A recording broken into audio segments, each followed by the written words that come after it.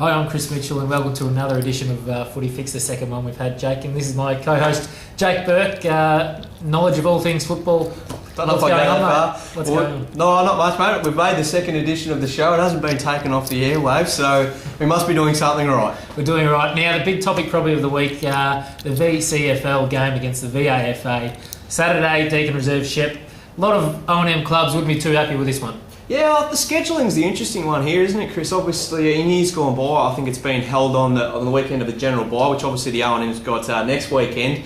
I don't know if I like it when the finals campaigns are starting to take shape right now, and I think those sides that they'd love to have their players. Obviously, love to have them every week. Can understand the flip side of the argument too. Obviously, you want to play at the highest level that you can, and these sort of opportunities don't come around too often. So, can't begrudge the players that are playing, but I can see why the ones that aren't are doing what they're doing. Let's just put ourselves in the shoes of the coaches this week. Bobby Craig is where his captain Daniel Leslie against Albury.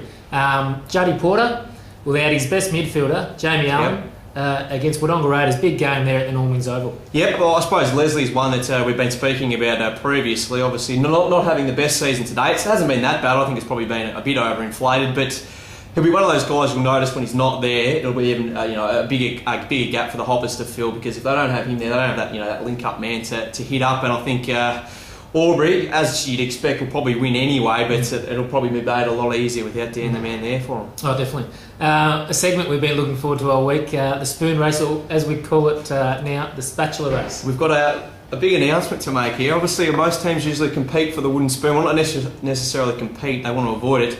But I'm here now, Chris, to just introduce the inaugural plastic spatula from the Board of Mail.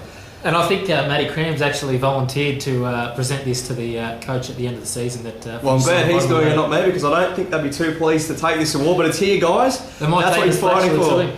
One day it might be worth more than the Premiership Cup, who knows? 6 rounds to go. For mine, battle between Cora and Myrtleford Wodonga for the spoon. Obviously, you don't want to get it at the end of the season. Jake, who's your pick?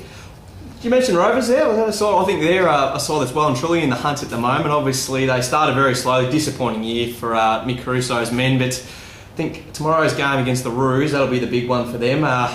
If they don't win that, they'll be in a dogfight in more ways than one. I guess that round 17 clash with Wodonga down at the WJ Finlay Oval could end up being the decider. I'm going to put you on the spot. You are? Who is the worst team in the O&M at the moment? Oh, Chris. Wow, that's a loaded question. The worst team? I'm going to go with Wodonga. I think Wangaratta Rovers has been the most disappointing side, but they've got a lot to, guys, you can't be a bad side with guys like Carl Norman and Sean O'Keefe running around, whereas Wodonga's still got those kids coming through. They don't have the top liners as the Rovers probably have. Yeah,